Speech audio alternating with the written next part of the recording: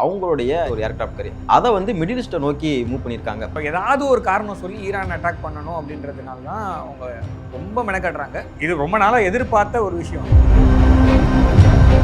Iran வந்து த்ரெட்டில் இருக்காங்க. Iran ரொம்ப நாளாக த்ரெட்டில் இருக்கு. ஸோ இப்போ ஈரானை வலுக்கட்டாயமாக நீ சண்டைக்கு வா அப்படின்னு கூப்பிட்றதுக்கான அரை கூவல் தான் அமெரிக்கா இஸ்ரேலை வைத்து அழைக்கிறது. அமெரிக்காவை எப்படி ஃபேஸ் பண்ணணும்னு ஈரானுக்கு தெரியும். சிந்து கடல் பக்கத்தில் வந்து போர் பயிற்சியில் ஈடுபட்டு இருக்காங்க. ஸோ இப்போ அமெரிக்காவும் சரி இஸ்ரேலும் சரி இதை திருப்பி தூண்டி விட்டாங்கன்னா இது சரியாக முடிவு போவது அல்ல. மீண்டும் மீண்டும் தப்பு செய்தார்கள் அப்படின்னா அமெரிக்கா வந்து ரஷ்யாவை கைட்டி விட்டு நீங்கள் ஐரோப்பிய ஒன்றியத்தின் தலையெழுத்தை தீர்மானிக்க முடியாது. 1949 நேட்டோ அப்படின்னு ஆரம்பிக்கும் போது இந்த நாடுகள் எல்லாமே அமெரிக்காவுக்கு அடிமை சாசனம் எழுதி கொடுத்து விட்டு ஆகிவிட்டது. நேட்டோ போயிடும். NATO will cease to exist. அதை தான் அமெரிக்கா ட்ரை பண்ணுது ரொம்ப நாளா. ஸோ இங்கே ப்ராப்ளம் என்னன்னா NATO is getting dissolved for sure. இது நீங்கள் Greenland or without Greenland. Warsaw pact இதே மாதிரி தான் ஆச்சு. Exactly same thing. ஸோ இங்கே ப்ராப்ளம் என்னன்னா வார்சா பேக்ட் எப்படி முடிஞ்சதோ அதே மாதிரி நேட்டோவும் முடியும். அணு ஆயுதம், ஏன்னா அணு ஆயுதத்தை மற்ற நாடு மேலே போடுறதுக்கு எந்த ஒரு நாட்டுக்கும் மனசு இல்லை. ஆனால் இந்த நாட்டுக்கு மனசு இருக்கு. நீங்கள் சொன்ன அந்த ஈரானு, நீங்கள் சொன்ன அந்த ஈராக்கு, நீங்கள் சொன்ன அந்த இஸ்ரேலு, நீங்கள் சொன்ன சவுதி அரேபியா, இது எல்லாமே இந்த சந்திப்பில் அடங்கும்.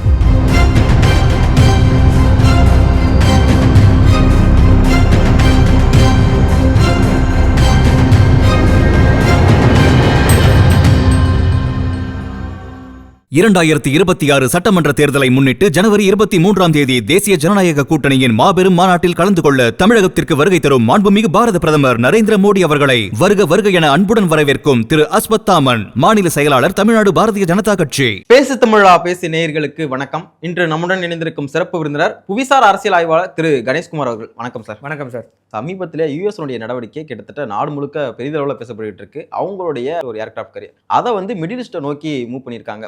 ஈரான்ல ஒரு பக்கம் அந்த புரட்சி வெடிச்சுக்கிட்டு இருக்கதை பார்க்க முடியுது. இந்த தருணத்துல மிடில் ஈஸ்ட்டை நோக்கி நகர்த்துறது என்ன மாதிரியான சமிக்கைகளை காட்டுது? ஈராக்கு, ஈரானு, அப்புறமா வந்து சிரியா, இந்த 3 பிரதேசமும் உங்களுக்கு வந்து யூஎஸோடைய கண்ட்ரோலில் வேணுன்றது தான் ரொம்ப நாளாக ஆசை. அதில் ஈராக்கும் சிரியாவும் விழுந்துருச்சு. ஈரான் வேலை இன்னி வரைக்கும் டிஃபரெண்ட்டாக காமிச்சிட்டு இருக்காங்க. ஸோ ஏதாவது ஒரு காரணம் சொல்லி ஈரான் அட்டாக் பண்ணணும் அப்படின்றதுனால தான் அவங்க ரொம்ப மெனக்கட்டுறாங்க. அதே மாதிரி நிறைய சாங்ஷன்ஸ். ரஷ்யா வந்து 26,000 சாங்ஷன்ஸ்னால் ஈரான் 20,000 சாங்ஷன்ஸில் இருக்கக்கூடிய நாடு. அதாவது இந்த 2 நாடுகளும் தான் இருக்கிறதுல அதிகமான அப்புறம் வெனிசுலா அஃப்கோர்ஸ், லைக் இந்த 3 நாடும் அதிகமான சாங்ஷன்ஸ் இருக்கிற நாடு.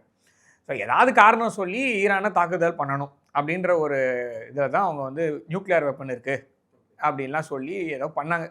ஆனால் அது எதுவும் ஒர்க் அவுட் ஆகிற மாதிரி தெரியல. உள்நாட்டுக்குள்ளே ஸ்திரத்தன்மையை உடச்சி, அதாவது என்ன சொல்கிறது, ஃபண்டமெண்டலிசம் அந்த நாட்டில் இருக்குது. அந்த நாட்டில் இருக்க ஃபண்டமெண்டலிசம்னால அந்த நாடு மேலே தாக்குதல் செய்கிறோம். அந்த நாட்டுக்கு என்ன சொல்கிறது, விடுதலை வேணும், அந்த நாட்டுக்கு வந்து டெமோக்ரஸி வேணும். இதெல்லாம் வந்து அமெரிக்கா ரொம்ப மெனக்காடுறாங்க. ஆனால் ஈரான் வந்து அந்த இடத்துல வந்து ரொம்ப ஸ்ட்ராங்காக இருக்காங்க. அதே மாதிரி ஈரானுடைய மக்களும், நம்ம முன்னாடி போன வாரம் பேசும்போதும் சொன்னேன், இது ஈரான் வந்து அவ்வளோ சீக்கிரம் விழாது. ஈரானுடைய மக்களுக்கு எதிரான அதாவது ஒரு ஆட்சியை கொண்டு வந்து அவ்வளோ சீக்கிரம் உட்கார வைக்க முடியாது. இது வந்து 1979 இது மாதிரி ஒரு பெரிய புரட்சி வெடிச்சு தான் மாறிருக்கு. அதாவது அதை திருப்பி நான் உடச்சி அதே மாதிரி கொண்டு வருவேன்னா மேபி ஒரு 10% மக்கள் வந்து அமெரிக்கா டாலருக்கோ இல்லை அமெரிக்காவில் இருக்கக்கூடிய அந்த பெரிய ரோடு, அந்த என்ன சொல்கிறது ட்ரீம், அமெரிக்கன் ட்ரீம், அதை நம்பி இது மாதிரி எதாவது நடந்ததுன்னா அந்த ஊருக்கு போயிடலாம் அப்படின்ற ஒரு எண்ணத்தில் 10% வேணால் இருக்கலாம். மிச்சம் இருக்க 90% வந்து அமெரிக்காவுக்கு எதிராக இருக்கக்கூடிய நிலையிலையும் ஈரானுடைய ஆட்சியாளர்கள் பக்கம் நிற்கக்கூடிய ஒரு நிலையில தான் ஈரான் மக்கள் இருக்கிறார்கள். இது நான் என்ன சொல்கிறேன், அது அவங்களுடைய விருப்பம். நான் வந்து நாட்டுக்குள்ளே போய் அமெரிக்கா, நம்ம அமெரிக்கா கிடையாது. நாமளும் நம்மளோட நாடோ இல்லை நம்ம கூட இருக்கிற எந்த ஒரு நாடோ அமெரிக்கா கிடையாது. அடுத்த நாட்டுக்குள்ளே போய் சுரண்டி பிரச்சனை பண்ணுறது, நம்ம வேலையை பார்ப்போம். அதுதான். அப்படி இருக்கும்போது நம்ம ஒரு சைடு ஈரான் விழாது அப்படிங்கிற ரேஞ்சில் நம்ம சொல்லிட்டு இருக்கோம். ஆனால் நேற்று ஒரு 2 நாட்கள் முன்னாடி கூட ட்ரம்ப் அவர்கள் சொல்றாரு, அங்கே வந்து ஒரு லீடர்ஷிப் மாற்றம் தேவைப்படுது. கண்டிப்பாக இப்போ இருக்கிற அயத்துல்லா அலி கமேனி அவர்கள் வந்து ஒரு நோய்வாய்ப்பட்ட லீடர் அப்படிங்கிற மாதிரி. ஸோ இந்த மாதிரி பேச்சு வரும்போது கிரீன்லாண்டு, அதுக்கு முன்னாடி வெனிசுலா, இப்போ தொடர்ந்து ஈரான் மேலேயும் அந்த குறி இருக்கிற மாதிரி தானே இருக்கு. அப்போ அமெரிக்காவில் இருக்க தலைமை நல்லா இருக்குன்னு உலக நாடுகள் ஒத்துக்குச்சுன்னா அந்த விஷயத்தை நான் வாங்கிக்கிறேன். அமெரிக்காவோடைய தலைமை, நான் சொல்கிற இந்த சிக் லீடர்ன்றதெல்லாம் வந்து அமெரிக்காவுடைய தலைமை இருக்கு இல்லையா, இப்போ இந்த சொன்னவர் இருக்கார்ல, அவரை பற்றி அமெரிக்கர்கள் என்ன சொல்கிறாங்க அப்படின்றது தான் வெளிப்படையாக கேட்டோன்னு வச்சுக்கோங்களேன். அது அந்த சொசைட்டியை ரிஃப்ளெக்ட் பண்ணும். நெக்ஸ்ட்டு அந்த மக்களுடைய மனநிலையும் தெரிஞ்சிடும். அது கரெக்டானு உங்களுக்கு தெரிஞ்சிடும். ஆக்சுவலாக வந்து இது யாரை பற்றி பேசுகிறான்றது உலகம் முழுக்க லாஸ்ட் 1 இயர் தான். இன்னையோட ஆனிவர்சரி, ஹாப்பி ஆனிவர்சரின்னு வேணால் சொல்லலாம். ட்ரம்ப் அவர்களுக்கு இன்னைக்கு 20 ஜனவரி. ஸோ 1 வருஷம் ஆயிடுச்சு அவர் வந்து உட்காந்து பதவியேற்று. இது வரைக்கும் எதாவது பெருசாக நவுத்துனீங்கன்னா இன்னைக்கு வந்து ஒரு மடுரோவை கைது பண்ணுறாரு. அதுவும் அதாவது எந்த ரூல் பேஸ்ட் ஆர்டரை நம்பி உலகம் சுற்றிட்டு இருக்கோ அது அகெயின்ஸ்டாக போய் ஒரு இது கைது. இப்போ ஈரானுடைய தலைவரை பற்றி இவர் பேசுகிறாரு. இவரை பற்றி எல்லாரும் அதாவது ஆஃப் த ரெக்கார்ட் கேட்டிங்கன்னா எல்லா நாட்டு தலைவர்களும் என்ன சொல்கிறாங்கன்னு கேட்டு அதை வேணால் வந்து ஒரு கொலேட் பண்ணி ஒரு ஆனிவர்சரி விஷஸாக வேணால் போடலாம். ஸோ அது வந்து எனக்கு வந்து என்ன சொல்கிறதுனே தெரியல. ஸோ அவர் ஒரு பெரிய நாடு, அதாவது உலகத்தில் ஒரு தவிர்க்க முடியாத நாடு, ஒரு தலைமை இருக்கக்கூடிய நாடுன்னு வச்சுக்கலாம். அதோடைய தலைவர் இந்த மாதிரி பேசுறதுன்றது வந்து நல்லா இல்லை. முதல்ல இதை தான் நான் திரும்ப சொல்கிறது என்னென்னா, இன்னொன்று அடுத்த நாட்டில் இவங்களுக்கு என்ன கவலை? உங்கள் நாட்டு மக்களை போய் கேட்டால் உங்கள் நாட்டிலேயே உங்களுக்கு வந்து அந்த அளவுக்கு எதுவும் இல்லை. அதுக்காக தான் நீங்கள் மடுரோவை கைது செய்கிறீங்க, ஈரான்ன்றீங்க, சிரியான்றீங்க. உங்கள் நாட்டோடைய என்ன சொல்கிறது, உங்கள் நாட்டுக்குள்ளே இருக்கக்கூடிய பொருளாதாரம் அவ்வளவு சரியாக இல்லை. ஓகேவா? யாரும் உங்களை நம்ப போகிறது இல்லை. உங்களுடைய அமெரிக்க டாலர் மீது இருக்கக்கூடிய நம்பிக்கை சரிகிறது. அப்போ அமெரிக்க டாலருக்கு மாற்றாக ஏதாவது வருமானு எல்லாரும் காத்துக்கிட்டு இருக்க நேரம். ஸோ இந்த சமயத்தில் நீங்கள் போயிட்டு ஈரானுடைய தலைவர் ஈரானுக்குள்ளே இருக்கிற பிரச்சனையை அவங்க பார்த்துப்பாங்க. உங்களுக்கு என்ன வந்தது? உங்கள் நாட்டில் சரி ஜோ பைடன் எப்படிப்பட்ட தலைவர்? அது தான் கேள்வி கேட்குறேன். இவர் வந்து ஒரு சிக் லீடர் அப்படின்றாரு, ப்ளஸ் வந்து தலைமைக்கு வயதானவர். இப்போ ஜோ பைடன் என்ன சொன்னார்? பேப்பரில் என்னென்ன பண்ணணும்னு பேப்பர் எழுதி கொடுத்துருக்காங்க. பேப்பரை தூக்கி கேமராவில் காமிக்கிறாரு. காற்றுக்கு கை கொடுத்தாரு, சைக்கிள் ஓட்டுறன்னு போய் கீழே விழுந்தாரு, மாடி படிக்கட்டு ஏற முடியல ஃப்ளைட்டில் ஏறதுக்கு. இவ்வளோ நடந்தது. அந்த 4 வருஷம் நாங்கள் எல்லாரும் பொறுத்து தானே போனோம். இங்கே வந்து G20 தலைமைக்கு வரும்போது கை பிடிச்சி கூப்பிட்டு போகிறார் நம்ம பாரத பிரதமர். அவ்வளோதான். அப்படி தான் உலகம், அப்படி தான் தலைவர்களை பார்க்கணும். அதை விட்டுட்டு நீ வந்து அடுத்த நாட்டுடைய உள் விவகாரங்களில் தலையிடுவதை அமெரிக்கா எப்போது நிறுத்துமோ அப்போது தான் அந்த நாட்டுக்குள்ளே இருக்கிற பிரச்சனை வெளியில் வரும். அப்போ தான் அந்த நாடு வந்து என்ன நிலைமையில் இருக்காங்க, கடனில் தான் ஓடிட்டு இருக்கு அந்த நாடு. இந்த சமயத்தில் இதை டைவர்ஷனாக தான், அதாவது டாலர் கீழே விழுந்ததுன்னா உங்களால் திருப்பி கட்ட முடியாது. டாலர் இருக்கும் போதே கூட கட்ட முடியாது. அந்த அமௌண்ட் வந்து பெரிய அமௌண்ட்டு. எந்த ஒரு நாட்டையும் உள்நாட்டு விவகாரங்களில் தலையிடக்கூடாது. அதாவது அந்த மக்கள் கேட்டால் மாத்திரம்தான் தலையிடணும். அந்த மக்கள் வந்து இப்போ உங்கள் பார்டருக்குள்ளே வராங்க. இப்போ இந்தியா வந்து தலையிட்டுதா, அப்போ பங்களாதேஷ் எடுப்பாங்க. எடுத்த உடனே நம்ம ஆளுங்க வந்து அடுத்த நிமிஷம் நீங்கள் ஒழுங்காக இருக்கீங்களா, ஸ்ரீலங்காக்குள்ளே போனீங்களே, பங்களாதேஷ்குள்ளே போனீங்கன்னா அங்கேருந்து அகதிகள் எங்கள் ஊருக்கு வந்தாங்க. டெய்லி இதை பார்த்துட்டு இருக்க முடியாது. அதுவும் இல்லாமல் ஒரு அநியாயம் நடக்கும் போது கண்டிப்பாக அதை அது மாற்றணுன்றது ஓகே. நீ வந்து தூண்டி விட்டு உன்னோட போராட்டம் தான். 90% மக்கள் அவன் பக்கம் நிற்கும் போது நீங்கள் அதை இன்னைக்கு பங்களாதேஷ்குள்ளே நம்ம போகிறோமா? போக மாட்டோம். ஏன்னா அவங்க அது தப்போ ரைட்டோ அவன் முடிவு பண்ணிட்டான் அவனோட முடிவை. ஓகே, ஆரம்பமாக முடிவுன்றது அப்புறம் பார்த்துக்கலாம். அவனோட முடிவு எடுத்துட்டான். ஸோ அப்போ அது முன்னாடி அவன் போட்டோம். என்னைக்காவது ஒரு நாள் நம்ம கிட்ட வருவான், அன்றைக்கி நம்ம பேசிக்கலான்னு இருக்கணும். தவிர ட்ரம்ப் வந்து ஈரானோடைய தலைவரை பற்றி பேசுகிறதோ, ஈரான் மக்களுக்காக கவலைப்படுறதை விட்டுட்டு ட்ரக் பிரச்சனை இருக்குதுன்னு சொல்லிட்டு மதுரோவை கைது பண்ணிங்கல்ல, அதுக்கப்புறம் ட்ரக் பிரச்சனை தான் முடிஞ்சுதா? கனடாவும் இப்போ வந்து ரஷ்யாவோட சேருது, சைனாவோட சேருதுன்னு நேற்று ஆரம்பிச்சிட்டாரு. சைனாவும் கனடாவும் ஒரு ஒப்பந்தத்துக்கு போயிட்டாங்க. ஸோ நியூ வேர்ல்டு ஆர்டர்னு அவங்க போகிறாங்க ஒரு பக்கம். அப்போ சைனா வந்து நார்தன் பார்டரில் இருக்குதுன்னு அமெரிக்கா முடிவு பண்ணி கனடாவை அட்டாக் பண்ணுமா, இல்லை மெக்சிகோ மாதிரி செவுறு கட்ட போகிறாங்களா? ஸோ அப்போ அமெரிக்கா அப்படிங்கிறது செவுத்துக்கு நடுவில் ஒரு மக்கள் அடைச்சி வைக்க போகிறது யாருன்றது அவங்க தான் முடிவு. ஓகே, ஒரு பக்கம் அவங்களுடைய ஏர்கிராஃப்ட் கரியரை யூஎஸ் வந்து மூவ் பண்ணிக்கிட்டு இருக்காங்க பார்க்க முடியுது மிடில் ஈஸ்ட் நோக்கி. இன்னொரு பக்கம் இஸ்ரேல் வந்து ஒரு எச்சரிக்கை வர்றாங்க ஈரானுக்கு. ஈரான் வந்து தப்பித்தவர் ஏதோ ஒரு அட்டாக்கை இஸ்ரேல் மேலே பண்ணுது அப்படின்னா அதோடைய பின்விளைவுகள் வந்து இது வரைக்கும் அவங்க பார்க்காத லெவலில் இருக்கும் அப்படிங்கிற மாதிரியான ஒரு எச்சரிக்கையை பெஞ்சமின் நேத்தன்யாஹூ விட்டுருந்தார். ஸோ இந்த மாதிரியான விஷயங்கள் தொடர்ச்சியாக இந்த சைடு ஒரு ஏர்கிராஃப்ட் கேரியர் மூவ் பண்ணுறது, இங்கே வந்து ஒரு எச்சரிக்கை வருது அப்படிங்கிறது என்ன மாதிரியான ஒரு விஷயங்களை காட்டுதுன்னு இருக்குல்ல. ஸோ ஏதாச்சும் ஒரு பிளானோட இல்லாமல் இந்த மாதிரியான விஷயங்கள் பேசப்படாது. ஸோ ஏதோ ஒரு பிளான் வச்சுருக்காங்களோ? இஸ்ரேலை பொறுத்த வரைக்கும் அந்த நாடு வந்து ஒரு வார் மினிஸ்ட்ரியில் தான் இருக்குது. இஸ்ரேல் வந்து ஒரு ஸ்திரத்தன்மையான ஒரு அரசாங்கத்தை கடந்த 10 ஆண்டுகளில் பார்க்கவில்லை. பெஞ்சமின் நெட்டான்யாஹூவுக்கு இப்போ எலெக்ஷன் வந்ததுன்னா பெஞ்சமின் நெட்டான்யாஹூ தோற்று போவார். நான் உங்களுக்கு பிடிச்சிருக்கோ பிடிக்கலையோ நம்ம நாட்டின் நண்பர்னு சொல்லிக்கலாம், மோடி அவர்களின் நண்பர், பிபி என்ன வேணால் சொல்லிக்கோங்க. ஆனால் அந்த நாட்டு மக்களுக்கு அவருடைய ஆதரவு இருக்கானா? இல்லை. டு பி ஃப்ராங்க், அவர் வந்து இப்போ வார் மினிஸ்ட்ரியில் ஒரு எல்லா கட்சியும் சேர்ந்து ஒரு மினிஸ்ட்ரி ரன் பண்ணிட்டு இருக்காங்க. அது ஏன் ரன் பண்ணுறாங்கன்னா, இப்போ இருக்கிற எந்த கட்சியுமே பெரும்பான்மையை வாங்கினதில்லை 10 வருஷத்தில். ஸோ இங்கே ப்ராப்ளம் என்னென்னா, என்றைக்கு வந்து இந்த போரெல்லாம் நிற்கிதோ, இந்த அசாதாரண சூழ்நிலை அப்படின்றது போய் சாதாரண சூழ்நிலை என்னைக்கு வருதோ அன்னைக்கு வந்து இவங்க எலெக்ஷனை ஃபேஸ் பண்ணும். இந்த வார் மினிஸ்ட்ரி கலைச்சு, அதனாலேயே இந்த இஸ்ரேல் ஹமாஸ் வரதான் நான் ரொம்ப நாளாக சொல்லிட்டேன். அதாவது என்னன்னா, இந்த அசாதாரண சூழ்நிலை என்னைக்கு நிற்குதோ, சாதாரண சூழ்நிலை என்னைக்கு திரும்புதோ, இஸ்ரேல் மக்கள் முடிவு செய்வார்கள் யார் ஆட்சி செய்ய போகிறார்கள் என்று. ஸோ அது வந்து இஸ்ரேலுக்குள்ளே இருக்கக்கூடிய பிரச்சனை. ஓகே, அது வர அந்த வார் வந்து தொடர்ந்துகிட்டே இருக்கும் அப்படின்னு வச்சுக்கிறாங்க. இதை யார் எக்ஸ்ப்ளாய்ட் பண்றான்னு பாத்தீங்கன்னா அமெரிக்கா எக்ஸ்ப்ளாய்ட் பண்றாங்க.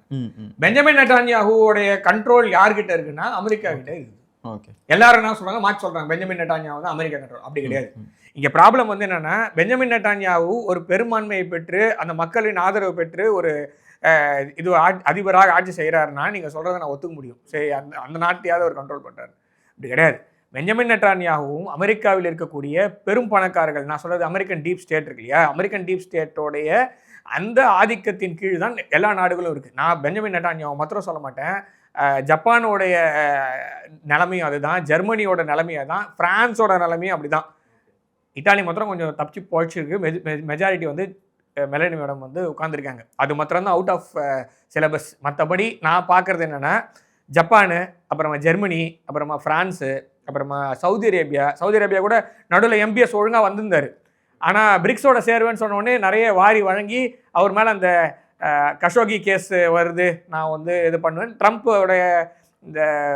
ட்ரம்ப்போட மருமகன் தான் அந்த அப்ரஹாமிக் அக்கார்ட்ஸ். மருமகனாலே பிரச்சனை போல இருக்குது. ஸோ மருமகனை சாட்டிஸ்ஃபை பண்ணுறதுக்குள்ளே போதும் நேரம் போல இருக்குது எல்லா நாட்டு தலைவர்களுக்குமே. ஸோ அந்த மாதிரி போய் உட்காருது. ஸோ அதனால உங்களுக்கு வந்து இந்த ரீஜனில் உங்களுக்கு ஸ்டெபிலிட்டி கொண்டு வந்துட்டோன்னா அடுத்தது வந்து இஸ்ரேல் எலெக்ஷனுக்கு ஃபேஸ் பண்ணோம். அப்போ இஸ்ரேல் வந்து இப்போ இருக்கக்கூடிய ஆட்சியாளர்கள் யாரும் இருக்க போவது அது எனக்கு தெரியவில்லை. என்னுடைய கண்ணுக்கெட்டு தூரம் வரை ஒரு ஸ்டெபிலிட்டி இல்லை. ஸோ அப்போ புதுசாக யாராவது தான் வரணும். ஸோ அந்த மாதிரி இருக்கும்போது இந்த போரை தொடர்ந்து நடத்துவதற்கான என்ன ஏற்பாடையுமே இஸ்ரேலிய ஆட்சியாளர்கள் செய்வார்கள். அதே மாதிரி இஸ்ரேலை இந்த மாதிரி பிரச்சனைகளை வைத்துக் கொள்வதற்கு ஏன்னா அமெரிக்காவில் இருக்க பிரச்சனையும் நமக்கு எல்லாருக்கும் தெரிஞ்சது தான். ஸோ இந்த ரீஜனில் உங்களுக்கு இஸ்ரேல் வந்து இன்னைக்கு இஸ்ரேலாக இருக்குது, அப்புறம் இஸ்ரேல் வந்து பவர்ஃபுல்லாக இருக்குது அப்படின்னா கண்டிப்பாக அமெரிக்காவோட ஆதரவு இல்லாமல் நான் என்ன பார்க்குறேன், என்னுடைய தனிப்பட்ட கருத்தை எடுத்துக்கணுன்னா இஸ்ரேல் இந்த மாதிரி சிக்கலில் இருக்குது. அதனால் இதை வைத்து கொண்டு அமெரிக்கா அந்த ரீஜனில் இன்னும் ஸ்திரமாக ஈஸி சார் போட்டு உட்காரத்துக்கு என்னென்ன ஏற்பாடோ எல்லாம் செய்து. ஈரான் வந்து அவங்களுக்கு ரொம்ப நாளாக வேணுங்க. ஈரான் வந்து அவங்களுக்கு வந்து ஒரு ஈகோ இஷ்யூன்னு மாதிரி எடுத்துக்கோங்களேன். அதாவது மற்றதெல்லாம் கூட வந்து ஈஸியாக எடுத்துருவாங்க. அமெரிக்காவை பொறுத்த வரைக்கும் ஈரான் அப்படிங்கிறது அயட்டோல்லா அலி கோமினி உடைய விஷயம் வந்து பார்த்தீங்கன்னா இட்ஸ் அ ஈகோ கிளாஷ், அவ்வளோதான். ஸோ ட்ரம்ப் அவர்கள் வந்து ஒபாமா பண்ண தப்பு தானே அது. ஈரான் வந்து ஒழுங்காக தானே போயிட்டு இருந்தது. ஒபாமா வந்து நான் உனக்கு நியூக்ளியர் டீல் சைன் பண்ணுறேன்னு சொன்னீங்க, அப்புறம் உள்ளேருந்து அமெரிக்காவே நம்ப முடியாது. சுருக்கமாக சொல்லணும்னா இதை வந்து இந்தியாவும் சில நாடுகளும் முதல்லேருந்தே புரிஞ்சிட்டு இருக்கு. ஈரான் வந்து நடுவில் இவன் சொல்கிறான், இவன் வேலையாக இருக்கிறவன் போய் சொல்கிற மாட்டான், இவர் ஒபாமா வந்து போய் சொல்ல மாட்டாருன்னு போய் சேர்ந்தது தான் தப்பு. ஓகே, சில கண்ட்ரிஸை வந்து நீங்கள் அந்த பேட்டர்ன், சில மனுஷங்களை வந்து பேட்டர்ன் தான் இருக்கும். நீங்கள் வந்து அந்த பேட்டர்ன் மாத்திரம் மாறவே மாறாது. நீங்கள் எங்கே வேணால் போய் பார்த்துக்கோங்க. நீங்கள் எந்த ஒரு ஹியூமன் பீயிங் எடுத்தீங்கன்னா அந்த pattern will continue for long time. அது அவ்வளோ சீக்கிரம் மாறாது. இந்த பச்சை விளக்கு, ஏதாவது சிவப்பு விளக்கு போய் பச்சை விளக்கு மூஞ்சில் அடிக்கிறதெல்லாம் வந்து சினிமாவில் தான் நடக்கும். மற்றபடி இந்த பேட்டர்ன் அப்படியே தான் தொடரும். அப்படின்னா ஈரான் வந்து த்ரெட்டில் இருக்கானா, ஈரான் ரொம்ப நாளாக த்ரெட்டில் இருக்குது. ஸோ இப்போ ஈரானை வலுக்கட்டாயமாக நீ சண்டைக்கு வா அப்படின்னு கூப்பிட்றதுக்கான அரை கூவல் தான் அமெரிக்கா இஸ்ரேலை வைத்து அழைக்கிறது. அமெரிக்காவை எப்படி ஃபேஸ் பண்ணணும்னு ஈரானுக்கு தெரியும். அதே மாதிரி ஈரானும் இந்த பிரிக்ஸ் நாடுகளுக்குள்ளே வந்துருச்சு. இப்போ பிரிக்ஸ் நாடுகளோட இந்தியா தவிர இருக்கக்கூடிய அனைத்து நாடுகளும், நான் சொல்கிறது வந்து சைனா, ரஷ்யா, ஈரான், இந்த நாடுகள்லாம் வந்து சவுத் ஆஃப்ரிக்கா எல்லாம் வந்து சிந்து கடல் பகுதியில், நான் சொல்கிறது அரேபியன் சி. நம்ம சிந்து கடல்னு பேச ஆரம்பிப்போம் இனிமேல்.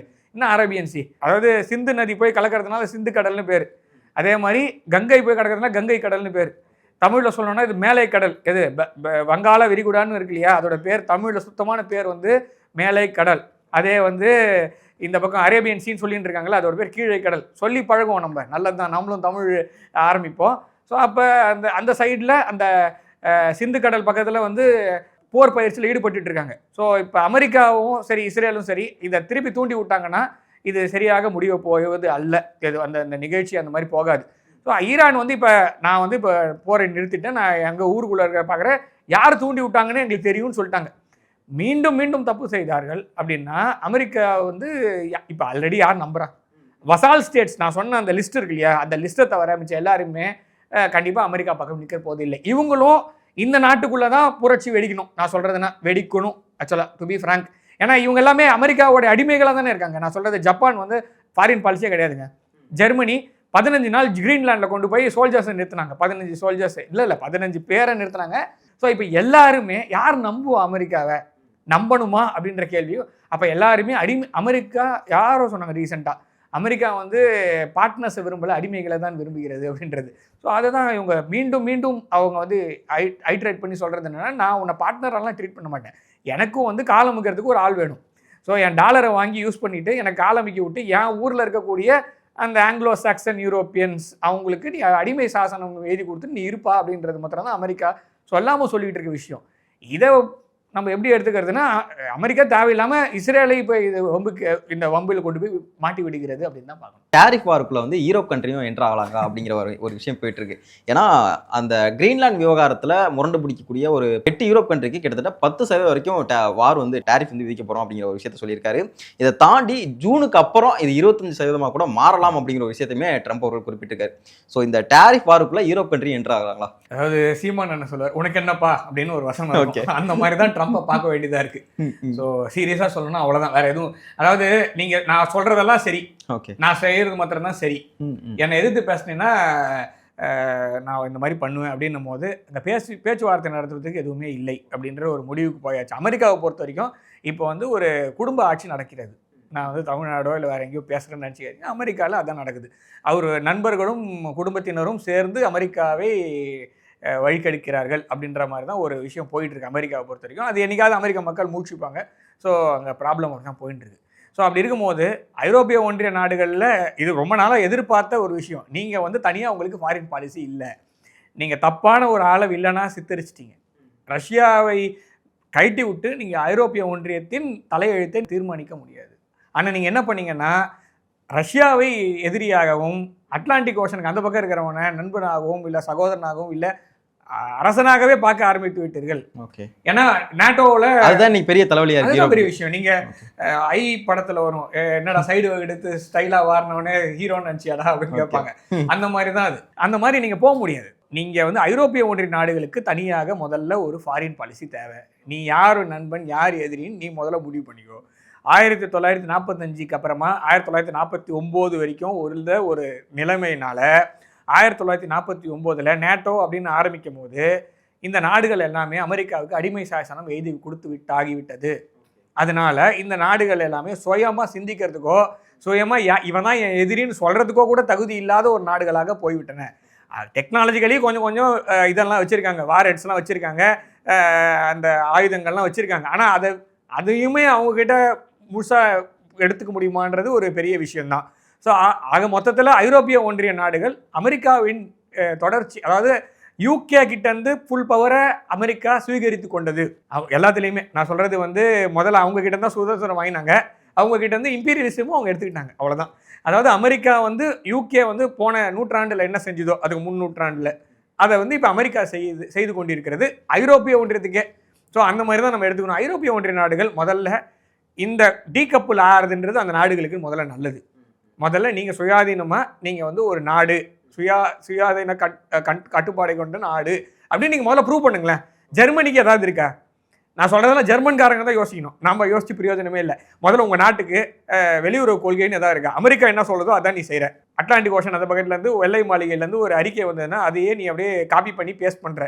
அது வந்து என்ன சொல்கிறதுன்னா என்ன சொல்லுவாங்க, டூல் கிட் அந்த மாதிரி. அதாவது இங்கே வந்து ஒரு சாரார் வந்து செய்யக்கூடிய விஷயத்த ஐரோப்பிய ஒன்றிய தலைவர்கள் செய்கிறாங்க. அமெரிக்காவிலிருந்து வரக்கூடிய விஷயத்தை அப்படியே காப்பி பேஸ்ட் பண்ணுறதுன்றது டூல் கிட்ட ஐரோப்பிய ஒன்றிய அதிபர்கள் செய்கிறார்கள். அதனால் ஐரோப்பிய ஒன்றிய நாடுகளுக்கெல்லாம் சுயாதீனமாக ஏதாவது ஒன்று இருந்ததுன்னா இல்லை வெளியுறவு கொள்கைன்னு ஏதாவது இருந்ததுன்னா அமெரிக்காவுக்கு மீறி அமெரிக்கா செய்யக்கூடிய தவறுகளையும் மீறி ஏதாவது வாயை திறந்து பேசுறதுக்கு உங்களுக்கு திராணி இருந்ததுன்னா, நான் சொல்கிற வார்த்தையை எனக்கு தெரிஞ்சு தான் இந்த வார்த்தையை சொல்கிறேன். ஏன்னா உண்மையிலே நீங்கள் வந்து ஒரு நாடு, உங்கள் நாட்டில் இருக்க மக்கள்லாம் அமெரிக்கர்களுக்கு அடிமை அல்ல அப்படின்னா ஜப்பான் நாடு முடிவு செய்யட்டும். ஜப்பான் இது வரைக்கும் ஏதாவது ஒரு வார்த்தை எக்ஸ்ட்ராவாக முடிவு செஞ்சிருக்கா? அவ்வளோதான். ஸோ இங்கே 1945க்கு அப்புறம் இந்த கிரீன்லாந்து விவகாரத்திலே பார்த்தோம்னா ஐரோப்பிய ஒன்றியம் தனியாகவும் யூஎஸ் தனியாகவும் ஒரு முடிவு எடுக்கிறாங்க. டென்மார்க் இதில் கிட்டத்தட்ட ரொம்ப முரண்டு பிடிக்கிறாங்க கூட சொல்லலாம். அவங்க இடம் தானே, அதனால வழி அவனுக்கு இருக்கு. ஓகே, இதுவே வந்து இவங்க 2 பேருக்குள்ள கிளாஷ் ஆகாதா? நேட்டோக்குள்ளேயே ஒரு குழப்பம், நேட்டோ போயிடும். NATO will cheese to exist. அதை தான் அமெரிக்கா ட்ரை பண்ணுது ரொம்ப நாளா. நேட்டோல இருந்து அமெரிக்கா வெளியில போகணும் அப்படிங்கிறது தான் ட்ரம்போடைய போன ஆட்சி காலத்திலேருந்தே அவர் முடிவு பண்றாரு. அதை ஸ்பீடப் பண்றாரு. ஸ்பீடப் பண்ணி நேட்டோல இருந்து நான் வெளில போறேன்.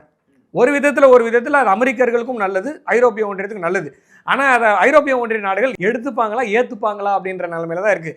ஸோ இங்கே ப்ராப்ளம் என்னென்னா NATO is getting dissolve for sure. இது நீங்கள் கிரீன்லாண்ட் ஆர் வித்தவுட் கிரீன்லாண்ட் அதாவது நீங்கள் கிரீன்லாண்டில் அமெரிக்கா போய் உட்கார்ந்தாலும் சரி, கிரீன்லாண்டில் போய் அமெரிக்கா உட்காரலனாலும் சொல்ல, take it from me, NATO is done. NATO முடிஞ்சு போச்சு. ஓகேவா? இங்கே நேட்டோவுக்கு என்னைக்கு கிரியேஷன் டேட் இருக்குன்னா எண்டிங் டேட் என்னைக்குன்றது பார்க்கணும். வார்சா பேக்ட் இதே மாதிரி தான் ஆச்சு. Exactly same thing. ஸோ இங்கே ப்ராப்ளம் என்னன்னா, வார்சா பேக்ட் எப்படி முடிஞ்சதோ அதே மாதிரி நேட்டோவும் முடியும். அமெரிக்காவும் அந்த பபுளில், நான் சொல்ல டெட் பபுளில் போய் விழும். அதுக்கு என்னென்னலாம் டைவெர்ட் பண்ண முடியும், எப்படி காப்பாற்ற முடியும், இன்னும் கொஞ்ச நாள் தள்ளலாம். அவ்வளோதான். அமெரிக்காவோட டெட் பபுள் அப்படிங்கிறது வந்து அவ்வளோ சீக்கிரம் முடிய போகிறது இல்லை. அது வந்து இவங்களால சரி பண்ணவும் முடியாது. ஓகே, போருக்கு எது பண்ணாலும் இப்போ மற்ற நாடுகள்லாம் சைலண்டாக இருக்கிறதுக்கான ரீசன் என்னென்னா, பஸ்மாசுரம் வர மாதிரி நீ ஆடி நீயே உன் தலையில் கை வச்சுக்கோன்றதுனால தான் நாங்கள் கம்முன்னு இருக்கோம்ன்ற மாதிரி எல்லா நாடும் கம்முன்னு விடுறாங்க. இதை சைனாவால் பண்ண முடியாதா, இந்தியாவால் பண்ண முடியாது, பிரிக்ஸ் எல்லாம் நீங்கள்லாம் என்ன இருக்கீங்க அப்படின்னு நிறைய பேர் நம்ம பேசும்போது என்ன பண்ணிட்டு இருக்காங்க, இந்தியா சைனா என்ன பண்ணிட்டு இருக்காங்க, ரஷ்யா என்ன பண்ணிட்டு இருக்காங்க, இந்த சமயத்தில் பண்ண முடியாது. ஒரு பக்கம் பிரிக்ஸுமே வந்து தனியாக அவங்களுடைய அந்த டாலருக்கு தனியாக இது பண்ண போகிறதாலாம் பேசிக்கிட்டு இருக்காங்க. 2026 வந்து இந்தியா ஹோஸ்ட் பண்ணுற மாதிரிலாம் பேச்சு போயிட்டு இருக்கு பிரிக்ஸ். அதாவது இதுக்கு நேரம் காலம்னு ஒன்று வரணும். இதை வந்து 2024-25 நான் சொல்ல 1.5 வருஷம் முன்னாடி வந்து ரஷ்யாவோடைய தலைமையில் இருக்கும்போது பிரிக்ஸில் ரூபா நோட்டு பிரிண்டெல்லாம் வந்துருச்சு. நீங்கள் வந்து அந்த மீட்டிங்லேருந்து லீக் அவுட் பண்ணுறேன்னு சொல்லிட்டு வேண்டிய லீக் அவுட்லாம் பண்ணி பிரிக்ஸ் கரன்சிலாம் காமிச்சாங்க. ஸோ அப்போ இந்தியா தான் அதாவது அதுக்கு முட்டுக்கட்டை போட்டது இந்தியா தான். ஏன் அப்படின்னா அப்போ வந்து வேற ஈக்குவேஷனே வேறு மாதிரி இருந்தது. இந்தியாவுக்கும் சைனாவுக்குமான ஈக்குவேஷன் வேறு மாதிரி இருந்தது. ஸோ ரஷ்யாவுக்கும் சைனாவுக்குமான ஈக்குவேஷன் வேறு மாதிரி இருந்தது. சைனாவை முதல்ல இந்த மாதிரி நம்ப முடியுமான்ற ஈக்குவேஷனில் இருந்தோம். அதனால நீ வந்து நான் எண்ணெயிலேருந்து நேராக நெருப்பில் குதிக்கிறதுக்கு நான் தயாராக இல்லை, தலைகீழ தான் குதிப்பேன், நான் மாட்டேன்றதுக்காக முடியாதுன்னு சொல்லிட்டோம். ஸோ இப்போ அதுக்கான நேரம் இருக்கிறதா அப்படின்னா, அது காலம் கழிந்து வந்துன்னா நம்ம கண்டிப்பாக 2026-27 கண்டிப்பாக ஒரு புது கரன்சியை பார்ப்போம். ஆனால் அது ஒரு தலைப்பட்சமான ஒரு கரன்சியாக இருக்கக்கூடாது, இருக்கவும் முடியாது. ஏன்னா இதை தப்பை தான் ஐரோப்பிய ஒன்றிய நாடுகள், நான் சொல்கிறது வந்து 1400 தொடர்ந்து வேர்ல்டு ரிசர்வ் கரன்சின்னு ஒன்று கொண்டு வந்து நாடு பிடிக்கிற வேலையும் அடிமைப்படுத்துகிற வேலையும், ஆப்பிரிக்கா அப்படின்னு ஒரு கண்டமே வந்து காணாமல் போன மாதிரி, அது வந்து அதுக்கு உங்களுக்கு பிரதிநிதித்துவமே கிடையாது. பெர்லின் கான்ஃபரன்ஸ்னு ஒன்று நடந்தது 1815 நினைக்கிறேன் அந்த வருஷம். ஆப்பிரிக்காவை பிரித்து கூறு போடுறது. ஓகேவா? ஒரு பிளேடு எடுத்து ஆப்பிரிக்காவை சர்ன்னு வெட்டுறது. இந்த வெட்டுறாங்கல்ல, இதில் ஒரு ஆப்பிரிக்காவோட ரெப்ரசன்டேஷன் கூட கிடையாது. எல்லாமே ஐரோப்பிய ஒன்றிய நாடுகள் பண்ணுறாங்க. ஸோ அந்த மாதிரி ஒரு வேர்ல்டு ஆர்டர் தான் இவங்க கிரியேட் பண்ணி வச்சுருக்காங்க. உலகத்தில் எல்லாருமே இன்க்ளூசிவான ஒரு க்ரோத் கிடையாது. அதாவது அடிமையாக இரு அப்படிங்கிறதுக்கான ஒரு வேர்ல்டு ஆர்டரை இது வரைக்கும் ஐரோப்பிய ஒன்றிய நாடுகள் செய்துன்னு அது அப்படியே தொடர்ச்சியாக அந்த நாட்டிலேருந்து போய் அங்கே இருக்கக்கூடிய நிலத்தை ஆட்டையை போட்ட, திரும்ப நான் தெரிஞ்சுதான் இந்த வார்த்தையை சொல்கிறேன், ஆட்டையை போட்ட அந்த ஆங்கிலோ சாக்சன் எம்பையர் அதோடைய கண்டினியூவேஷனாக தான் நான் இப்போ அமெரிக்காவை பார்க்குறேன். 249 வருஷம் இப்போ முடிய போகுது. அது இந்த 249 வருஷத்தில் ஒரு பூர்வக்குடி அமெரிக்கர் கூட ஜனாதிபதியோ ஒரு கவர்னர் லெவல்லையோ கூட பெரிதாக வந்ததே கிடையாது. ஸோ எல்லாமே ஒரே ரேஸு, ஒரே ரிலீஜியன், ஒரே சப்செக்ட் ஆஃப் த ரிலீஜனில் இருக்காங்க. லெண்ட் லீஸ் அக்ரிமெண்ட்டுன்னு ஒரு அக்ரிமெண்ட் போடுறாங்க, யூகேவோட ஒரு அக்ரிமெண்ட் போடுறாங்க, சோவியத் யூனியனோட அக்ரிமெண்ட் போடுறாங்க. அதுக்கு முன்னாடி வரைக்கும் அமெரிக்கா வந்து இந்த மாதிரி ஒரு அக்ரெசிவாக இவ்வளோ இதுவாக இருக்கானா இல்லை. பவர்ஃபுல் தான், ஆனால் போருக்குன்னு பெருசாக வரமாட்டாங்க. ப்ரொடக்ஷன் ஹவுஸு இவங்க வந்து நேச்சுரல் ப்ரொடெக்ஷன், இந்த பக்கம் ஒரு கடல் இந்த பக்கம் ஒரு கடல் தாண்டி அவனும் வந்து அடிக்க போகிறதில்ல. இந்த தென்னாவட்டு தான் அமெரிக்கா உருவானதுக்கான காரணம். அதன் மூலமாக வந்த விஷயத்தில் எத்தனை லிபர்ட்டி ஷிப் போச்சு யூகேக்கு. ஸோ யூகே அந்த வாரில் சர்வைவ் ஆனதுக்கு ரீசன் அமெரிக்கா. அதற்கு காரணம் அமெரிக்கா. அதாவது என்ன சொல்கிறாங்கன்னா பேக்கரி டீலிங் மாதிரி தான். ஓகே. ஸோ நான் கப்பல் கொடுக்குறேன், இடத்த நீ எனக்கு கொடுத்துரு. ஸோ அந்த லெண்ட் லீஸ் அக்ரிமெண்ட்லாம் நியூ ஃபவுண்ட்லேண்ட்லாம் பாருங்கள், கரிபியன் ஐலாண்ட்ஸ்லாம் பாருங்கள், நம்ம டீகோ கார்சியா பாருங்கள். ஓகே. நம்ம ஊர்லேருந்து 1800 கிலோமீட்டர் கீழே இருக்க டீகோ கார்சியா திரும்ப பேசுறது எதுக்குன்னா, நேட்டோ பேஸ் இருக்குதுடா 1800 கிலோமீட்டர் தூரத்துலேருந்து பார்த்துக்கோங்க. சதாம் ஹுசைனை அட்டாக் பண்ணும் போது முதல்ல ஃபர்ஸ்ட் கல்ஃப் வாரில் அங்கேருந்து ஆர்மமெண்ட்ஸ் போச்சு. ஓகேவா? ஸோ இதெல்லாம் நம்ம தலைவலி பக்கத்தில் வச்சுருக்கோம். ஸோ இதெல்லாம் வெயிட் பண்ணி தான் அமெரிக்கா வந்து அந்த இடத்துல போய் நம்பர் 1 ஸ்தானத்தில் உட்காந்துருக்கான். இன்னொன்று, இப்போ இருக்கக்கூடிய வேர்ல்டு ஆர்டரில் சில கடினமான காரியங்களை செய்தால்தான் நீங்கள் நம்பர் 1ன்னு உலகம் ஒத்துக்குது.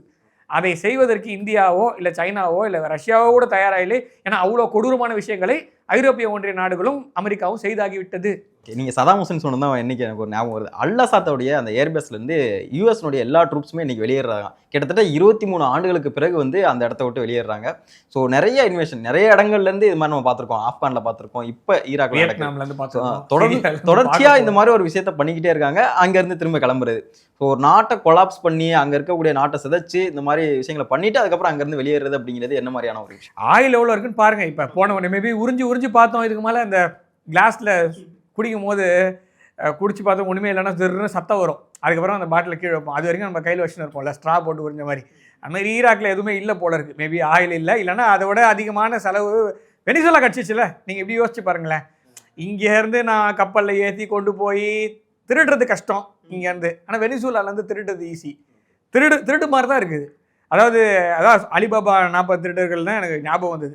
கொல்லக்கூட தலைவர் உட்காந்துக்கிட்டு உனக்கு எவ்வளோ வேணும் பிரித்து எடுத்துக்கிட்டான்ற மாதிரி வெனிசுலா நாட்டை பிடிச்ச உடனே அங்கே இருக்கக்கூடிய அமெரிக்காவில் இருக்கக்கூடிய ஆயில் கம்பெனியோட தலைவர்கள்லாம் கூப்பிட்டு வச்சு ட்ரம்ப் மீட்டிங் போகிறார். உனக்கு எவ்வளோ வேணும், உனக்கு எவ்வளோ வேணும்னு. யார் விட்டு ஆயிலை? ஸோ இதுதான் சொல்ல வரேன். ஸோ இது வந்து maybe Iraq is costly for them now இப்போதைக்கு. ஸோ இதை விட நல்ல ஆயில் எனக்கு அங்கேயே எங்கள் வீட்டு பக்கத்துலேயே கிடச்சிடுச்சு, நான் என் பக்கத்து தாண்டி வந்து எடுத்துகிட்டு போகிறது கஷ்டம், அதனால் இந்த வீட்டிலேருந்தே நான் எடுத்துகிட்டு போகிறேன்னு சொல்லிட்டு அங்கேருந்து அகைன் மன்ரோ டாக்டரின் போகிறாங்களான்னு தெரியல. ஆனால் இதுக்கு மேலே ஆயில் இருக்குமா? ஈராக் என்ன ஆகும்? Iraq was flourishing sometime. அதாவது சதாம் ஹுசேன் கீழே கோல்ட் ஸ்டாண்டர்ட் போகிறதுக்கான ஏற்பாடுகள்லாம் சதாம் ஹுசேன் பண்ணாங்க. 23 வருஷம் ஆச்சு. இப்போ எப்படி இருக்குன்னு பாருங்கள். இதை தான் பிரிட்டன் வந்து நம்மளுக்கு பண்ணாங்க, இதை தான் பிரிட்டன் ஆஸ்திரேலியாவுக்கு பண்ணாங்க, இதை தான் பிரிட்டன் எல்லா நாடுகளுக்கும் பண்ணாங்க. ஓகேவா? எல்லா நாட்டுக்கும் பிரிட்டன். நம்ம அந்த காலத்தில் நம்ம பிறக்கல, நம்ம வாழலை, அதனால நம்மளுக்கு தெரியாது எந்த நிலைமையில விட்டுட்டு போனாங்கன்ட்டு. இந்தியா 1947 எப்படி சின்ன பின்னமாக விட்டுட்டு போனாங்க அப்படின்றத நம்ம பார்த்ததில்லை. இப்போ நம்ம ஈராக்ல பார்க்கலாங்க.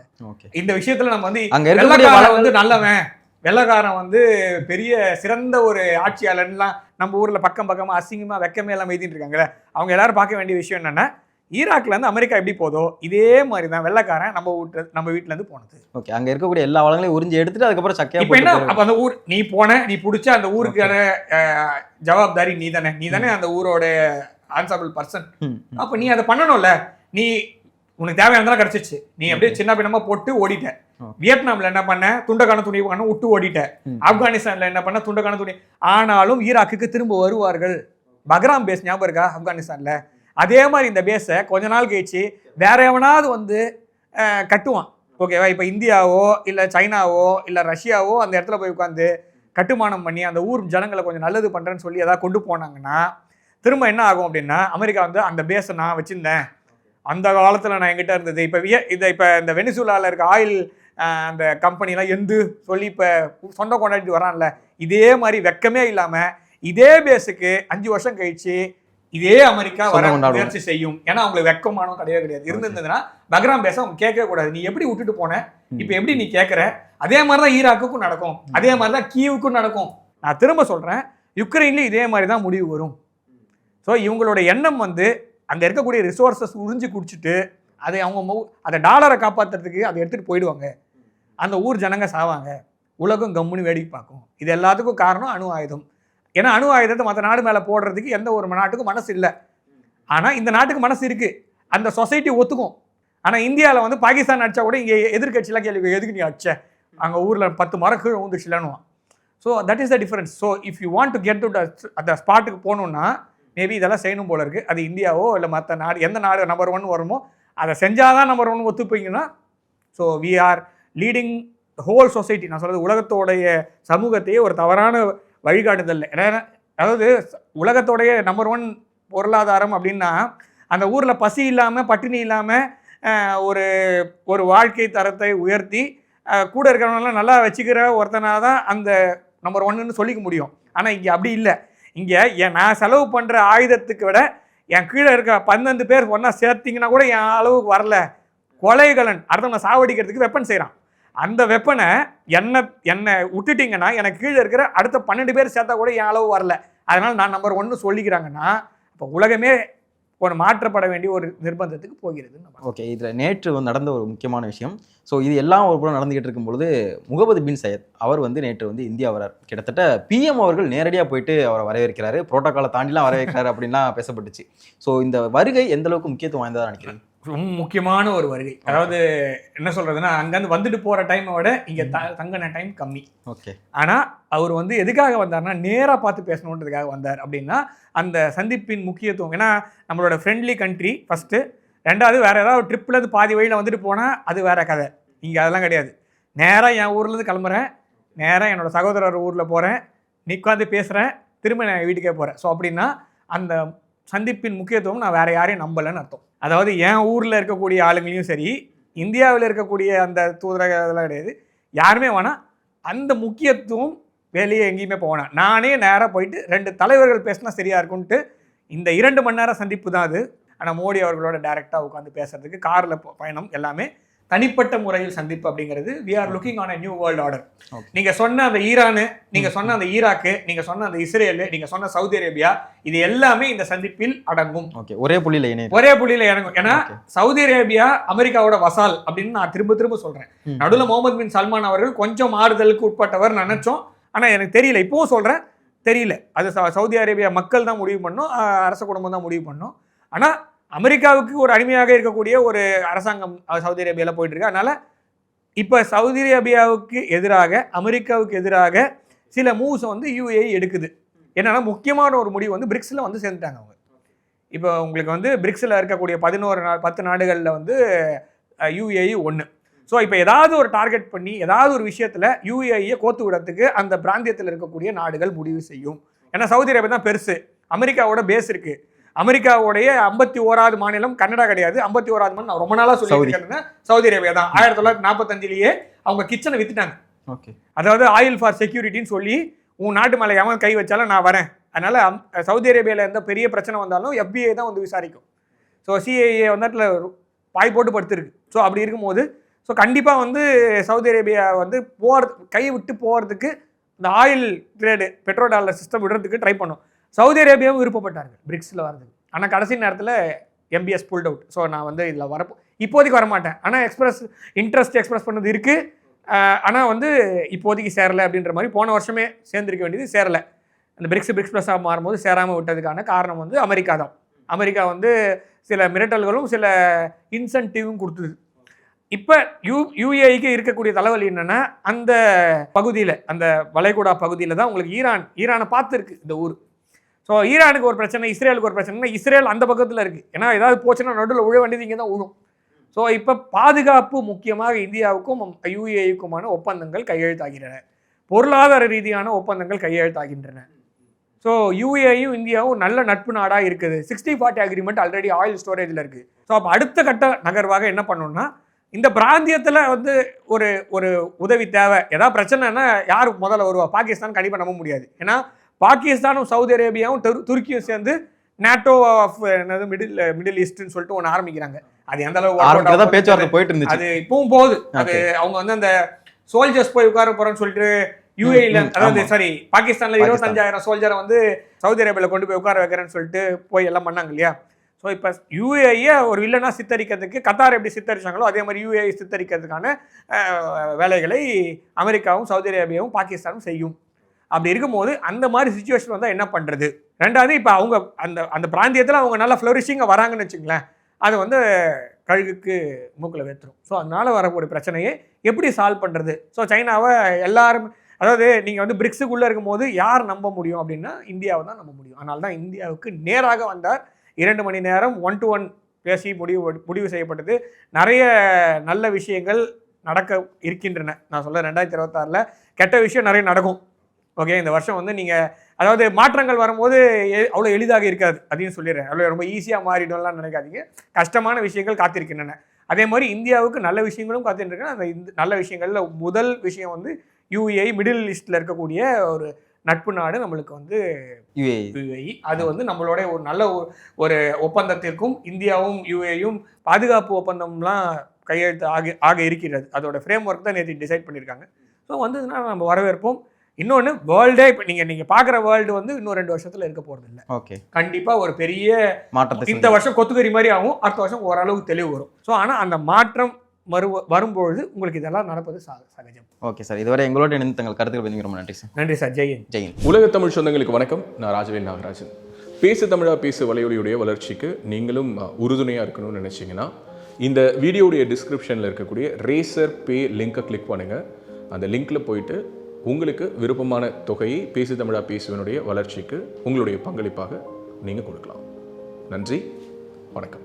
ரேபிஸ் உள்ள வந்துடுச்சுன்னா அதோட அறிகுறிகள் ஆரம்பிச்சிருச்சுன்னா அதுக்கு ட்ரீட்மெண்ட்டே கிடையாது, 100% மரணம். பாதுகாப்பு இல்லாத உடலுறவு வைக்கும் பொழுது இந்த மருக்கள் பாதிக்கப்பட்ட நபர் கிட்ட இருந்து இன்னொருத்தருக்கு ஈஸியா பரவலாம். ஃபர்ஸ்ட் நமக்கு சுகர் இருக்கான்றதை செக் பண்ணிக்கணும். சுகர் இருக்கக்கூடிய நிறைய நபர்களுக்கும் கண் எரிச்சல் ஏற்படும். 2-3 பேர் at 20A டயபெட்டிஸ் வரக்கூடிய வாய்ப்பு இருக்கு. இதை ராத்திரி 8 மணிக்கு மேலே இவங்க ரெகுலராக சாப்பிட ஆரம்பிச்சாங்கன்னா சைக்கிளிங் பண்ணுறவங்களுக்கு நான் எழுதியே தரலாம், ஹார்ட் ப்ராப்ளம் வராது அப்படின்னு. பேசு தமிழா பேசு சேனலுக்கு ஆதரவு தந்து கொண்டிருக்கக்கூடிய பார்வையாளர்களுக்கு வணக்கம். அரசியல் ஆன்மீகம்னு மட்டும் இல்லாம இப்போ ஹெல்த்லயும் நம்ம வந்தாச்சு. ஹெல்த் சம்பந்தமான பிரச்சனைகளுக்கும் ஹெல்த் டிப்ஸுக்கும் ஹெல்த் கேருக்கும் இல்ல ஹெல்த் பத்தி ஏதாவது தெரிஞ்சுக்கணும் அப்படின்னு நினைச்சீங்கன்னா ஹெல்த் குரு சேனல் கண்டிப்பா உங்களுக்கு யூஸ்ஃபுல்லா இருக்கும். பேசு தமிழா பேசு சேனலுக்கு கொடுக்கக்கூடிய இதே சப்போர்ட்டை ஹெல்த் குரு யூடியூப் சேனலுக்கும் கொடுத்து அந்த சேனலை சப்ஸ்கிரைப் பண்ணி உங்க நண்பர்களுக்கு ஷேர் பண்ணும்படி கேட்டுக்கிறோம். நம்ம ஹெல்த் குரு சேனலோட லிங்கை டிஸ்கிரிப்ஷன்ல தரோம், மறக்காம செக் பண்ணி பாருங்க.